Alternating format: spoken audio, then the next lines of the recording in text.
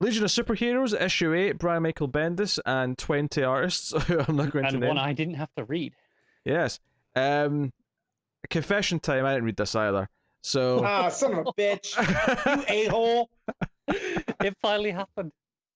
It broke it. Look, I had 9 books including this. 2 of them are really long because Three Jokers and The Question were both, biggies. And I didn't get a lot of sleep last night. I got like 3 hours sleep. I was up watching the original Evil Dead on stream because I had to do that for streams this weekend. And I ended up waking up after not a lot of sleep and I had all my books to read. And I was getting towards the last few and I was like, you know what? This stupid one artist per page Legion issue that I've not been looking forward to. So I think I could skip it for now. Sure. So I'll just give the quick hits version of it. This isn't what I thought it was going to be with the, where they said they were going to give little origins of the Legion characters with the artist. Mm-hmm. It is a story, and this is the trial of the Legion of Superheroes. And it's got the president of the United Planets and talking with Chameleon Boy, and it intercuts with what the main Legion is doing. And over the course, each page is a different person.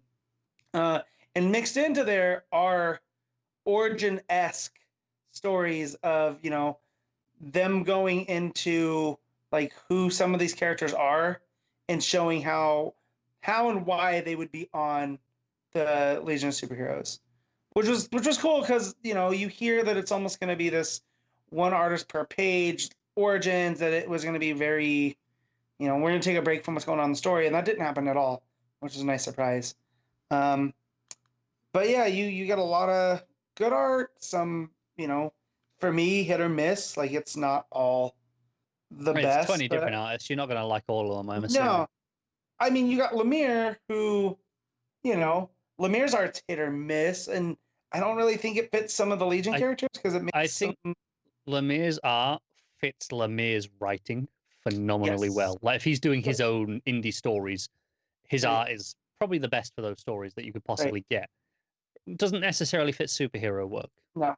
So the first couple, you have the origin of Element Lad, and he's auditioning and he shows off his powers and explains, the Horaz, who are these space pirates that were stealing the Trident, took advantage of his people because they can transmute elements, and so he wants to fight against that happening to other people. He wants to wave the Legion standard that lets people know that you're not going to be taken advantage of. And then you get Dustin Nguyen doing a thing with Dream Girl, and she appears and she's this sparkling sparkling golden figure that wanders in and says, tells them about the precognition, that I can see just enough to know that like this is going to be chaos, but we're going to do ultimate good. And they're all kind of dumbfounded with her. And they call her Dream Girl, and she's like, girl, sure. So almost like her people don't really have that thought that, Dream Girl's just who she is, and you have, who is this? This was Princess Projecta, who can give out, her whole power set is making illusions. So they go to recruit her, and she's like, oh yeah, I'm a princess on my planet. I want to pay for the Legion of Superheroes. And the main core 3 are like, wait, no, we have a charter. We don't need to be paying. We want you on the team because of your power. And we're not going to respond to your authority. We have to be a part of the team, and it shows what she can do. So the room that they're in that looks like this big palatial thing is just almost like a prison cell, almost. So it adds layers. But then you get into, the Oming, but that was the Catwoman. Joel Jones. Joel Jones, thank you. And then this is where you start to get into the Chameleon Boy stuff, which is him going back and forth with his mom about what's been going on, and it's Michael Avon Oming.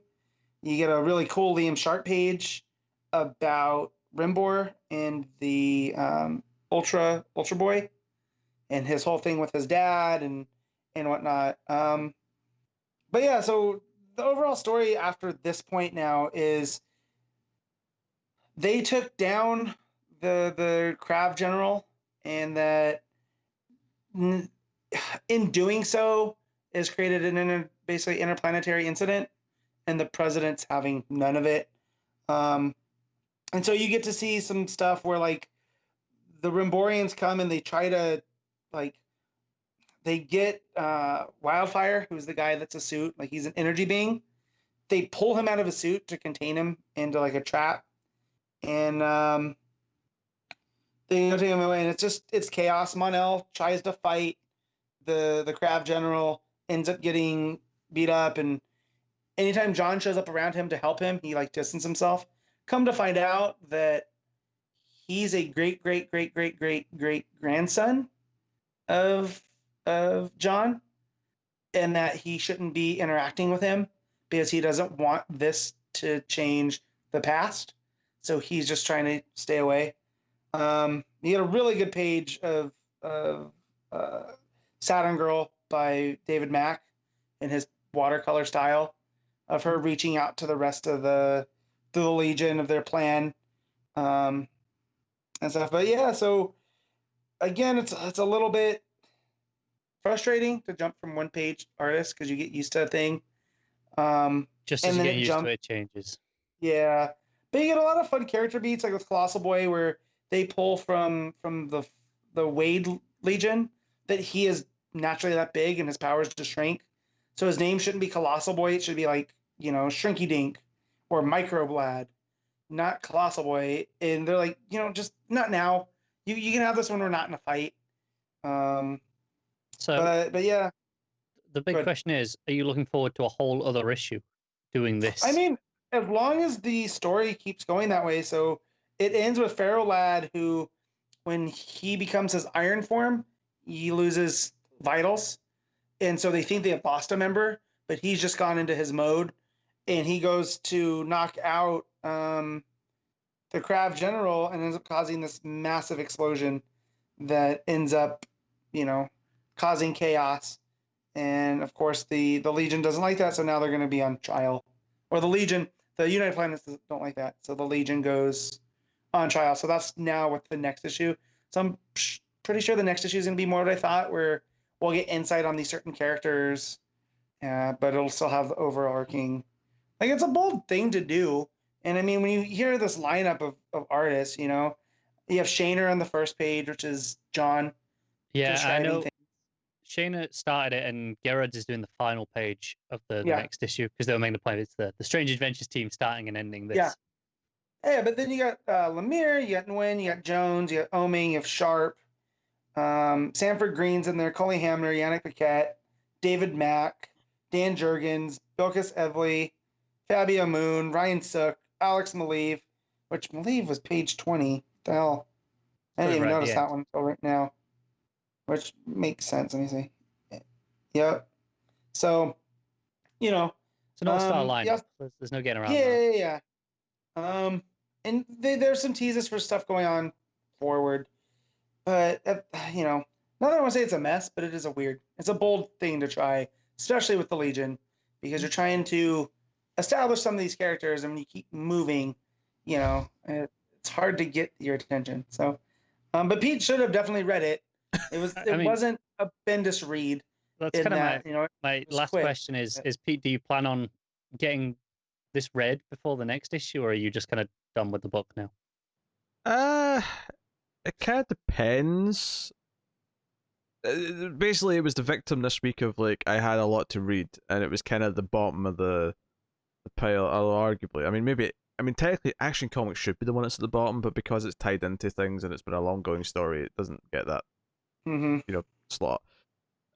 So if it keeps being on week fours, where week fours are really busy, then I don't know, maybe it could be the but if it ends up in a quieter week next month, then I'll be I'll read the other one and catch up.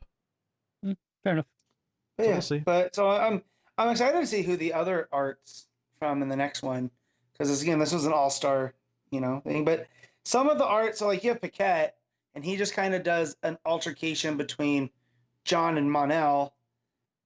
And you're kind of like, well, wait, Paquette's really good at these layouts with weird stuff on there, and this is what you had him draw? Like, kind of feels underutilized.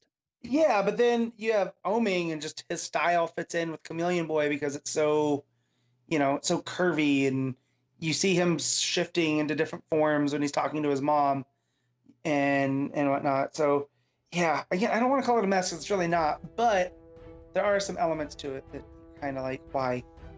So rating it, I'm gonna give it a 7.5.